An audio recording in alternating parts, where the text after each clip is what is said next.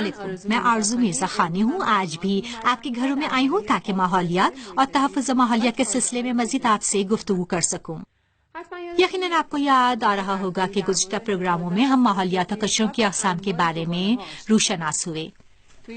اس programme میں چاہتی ہوں ماحولیات کے تحفظ میں آپ کے بچوں کے کردار پر روشنی ڈالوں۔ اس کے باوجود کہ بچے معاشرے کے اس طبقے سے تعلق رکھتے ہیں جو زیادہ تر نقصانات سے دوچار رہتے ہیں، لیکن ماحولیات کے تحفظ کے سلسلے میں وہ سب سے زیادہ مؤثر کردار ادا کر سکتے ہیں۔ کیا آپ کو یہ بات معلوم تھی کہ اگر بچپن سے ہی بچوں کو پتہ چل جائے کہ کس طرح ماحولیات کا تحفظ کر سکیں گے تو وہ مستقبل میں تحفظ کے سلسلے میں سب سے زیادہ مؤثر کردار ادا کر سکتے ہیں؟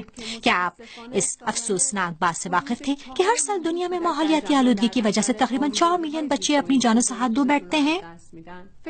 میں سمجھتی ہوں کہ یہی عادت و شمار اس بات کی نشاندہی کرنے کے لیے کافی ہیں کہ اپنے بچوں کو اپنے پانی سے بھرے سیارے کی حفاظت سے روشناس کرائیں۔ ماہرین کی نظر میں ان اہم اقدامات میں سے ایک جن کے ذریعے ہم اپنے بچوں کو اپنے ماحولیات کے تحفظ کی تعلیم دلا سکتے ہیں وہ اسکولوں میں تھیٹر ڈراموں کا اجرا ہے۔ تھیٹر ڈرامہ مؤثر ترین طریقہ ہے۔ بچے تھیٹر ڈرامے کے ذریعے سیکھ سکتے ہیں کہ ماحولیات کے تحفظ میں وہ کیا کردار ادا کر سکتے ہیں۔ یہاں تک کہ وہ سیکھ سکتے ہیں کہ جانوروں کے ساتھ کس قسم کا سلوک روا رکھا جانا چاہیے، اور یہ بہت مؤثر ہے۔ یہ سیکھ سکتے ہیں کہ ضروری نہیں کہ جانوروں کے ساتھ برا رویہ اپنایا جائے، چنانچہ ان کی مار پیٹ کی جائے یا ان پر حملہ کیا جائے، اور اگر سڑکوں یا کسی اور جگہ پر ان کو کوئی کوڑا نظر آئے تو کس طرح ان کو کوڑے دان میں ڈالا جا سکتا ہے۔ جہاں تک گھر میں کیے جانے والے مؤثر ترین اقدامات کی بات ہے اور آپ بچوں کو سکھلا سکتے ہیں وہ ڈرائنگ کرنا ہے۔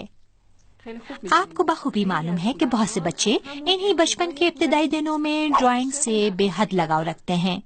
ہم سب اسی طرح تھے، لہٰذا بہت سادہ طریقوں سے آپ اپنے بچوں کو سکھا سکتے ہیں کہ ماحول کا تحفظ کیوں کیا جا سکتا ہے۔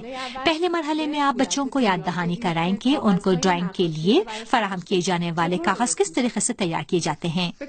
آپ بچوں سے کہہ دیں کہ ڈرائنگ پیپرز کئی تناور درختوں کو کاٹ کر ان کی لکڑی سے بنائے جاتے ہیں، یا یہ کہ جو پینسل وہ اپنے ہاتھوں میں لے کر ڈرائنگ کرتے ہیں ان کو تیار کرنے میں کتنا وقت لگا ہے اور کتنی توانائی خرچ کی گئی ہے، اور حتیٰ کہ ان پینسلوں کو تیار کرنے کے لیے کتنے درخت کاٹے گئے ہیں۔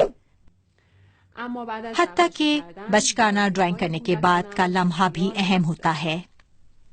گھر میں ایک ماں یا باپ اپنے بچے کو سادہ انداز میں سکھا سکتا ہے کہ وہ کھیل کے ذریعے ماحولیات کا تحفظ کرے۔ آپ اپنے بچوں کو مختلف کھیلوں کے بارے میں بتا سکتے ہیں۔ ان کھیلوں میں آپ ان کو سکھا سکتے ہیں کہ وہ ایک جانور کے کردار میں ہو سکتے ہیں یا حتیٰ کہ ایک درخت کا کردار ادا کر سکتے ہیں۔ آپ کا بچہ ایک درخت بن سکتا ہے اور آپ اس کھیل میں اس کو بتلا دیں کہ اس تناور درخت کو بڑے ہونے اور نشو نما پانے میں کتنی سال لگ جاتے ہیں اور کتنی مقدار میں توانائی اور پانی کی ضرورت ہوتی ہے۔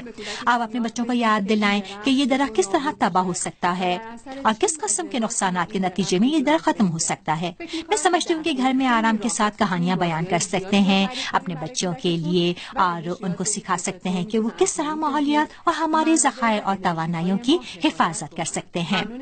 ہم آپ کے مشکور ہیں کہ اس پروگرام میں بھی ہمارا ساتھ دیا۔ ہمارے اگلے پروگراموں کو دیکھنا نہ بھولیے کیونکہ ہم چاہتے ہیں کہ ماحولیات کے بارے میں نئی معلومات سے آپ کو آگاہ کریں۔ خدا حافظ۔